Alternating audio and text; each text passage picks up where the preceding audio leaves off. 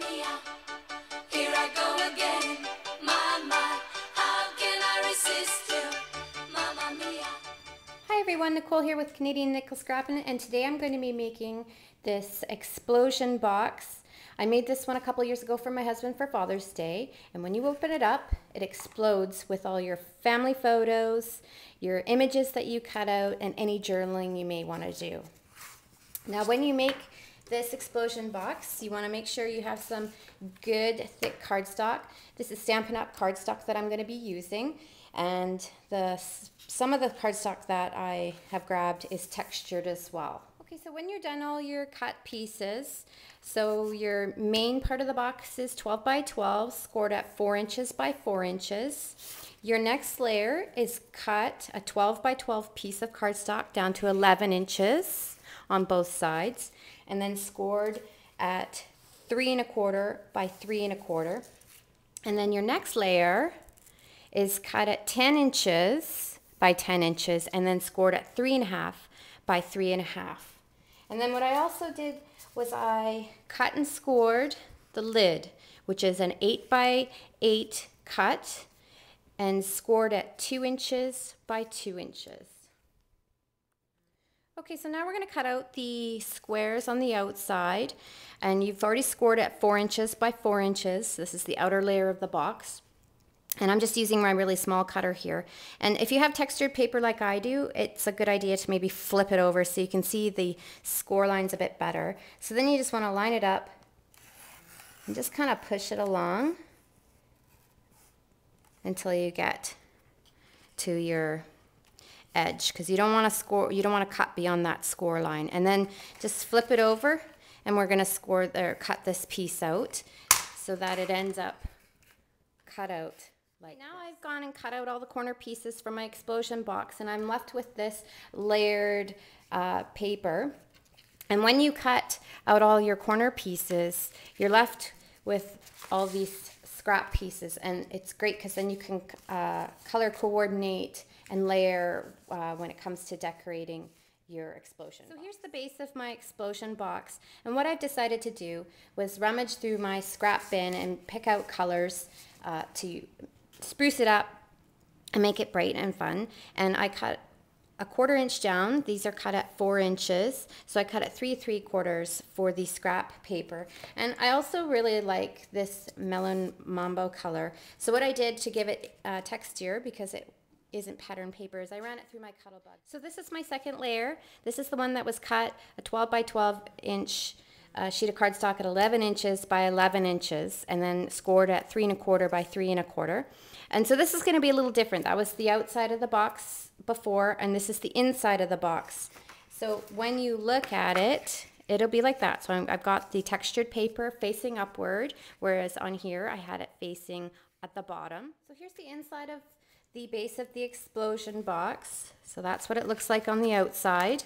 And you want to leave this center piece empty of any pattern paper, because your next layer is going to be adhered right there. So you're going to make sure that this piece goes on here. Okay, so now I've gone and put all the pattern paper in on the second layer. I haven't done the outside because I want to keep that. And this is cut at 3 1/2 by 3 3/4. So now I'm going to work on the last layer, which is going to go over top, and like that is what it's going to look like with all your pattern paper. All right, so I've used my Graphically Speaking, and I'm going to start decorating my explosion box, and I cut out using the coordinating scrap pieces of paper I had.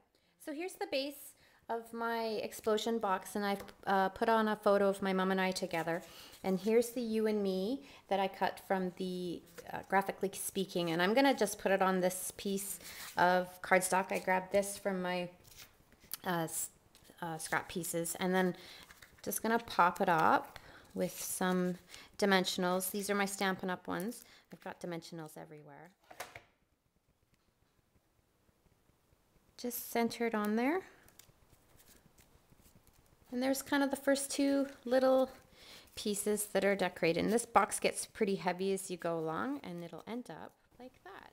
All right, so I've added my two photos plus my me and you from the Graphically Speaking cartridge. And I want to put a little journaling, something nice for my mom there, or you could use a stamp right there. But I'm going to show you what I'm going to do. You just take your word window punch from Stamp. This is one from Stampin' Up. You just line it up, punch it out. And I'm going to show you a neat little thing that we can do.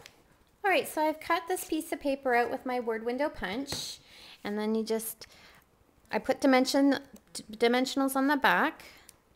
Just put it on there. I made a little journal, little note to my mom that you just tuck in. I'm going to add my next photo, which is going to go right here. What I did was I cut a piece of pattern paper just for my scrapping. This is all with scraps, and I'm just going to stick it on there just to give it, you know, some fun embellishment. It's supposed to be bright and cheery. So I'm making these cute little flowers that I'm going to put on my explosion box. And like I said, these are Stampin' Up! Punches that you can use. And then I use my little mat and my little paper piercer, and you just want to push it through.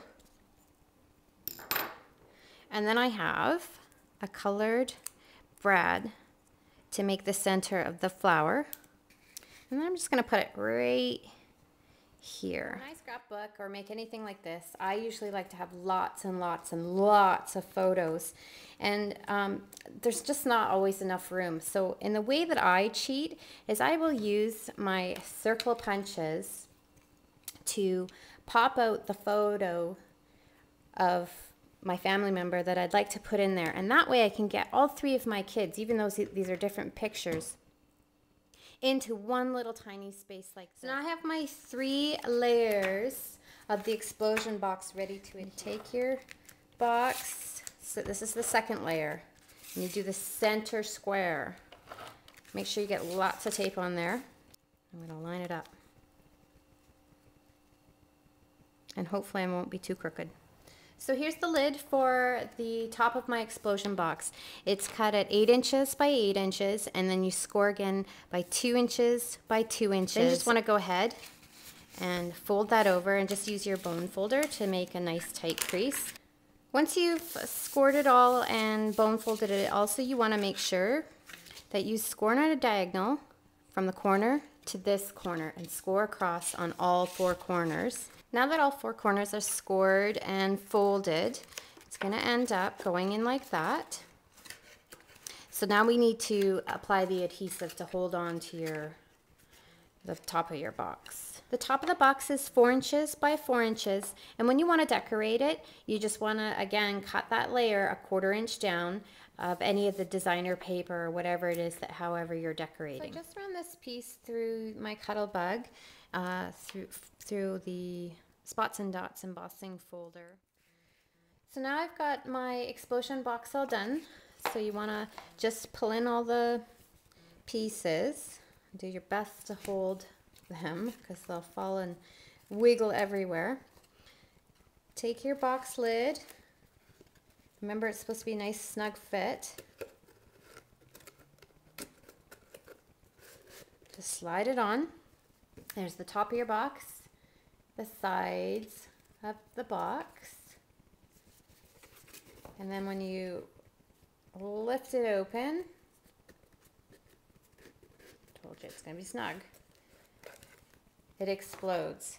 And in there, I will be sticking a little gift that I bought from my mom when we were down in the Grand Canyon. And I'll just be tucking it in there so that when it all explodes open with pictures of her family, she'll have a nice little gift to open as well.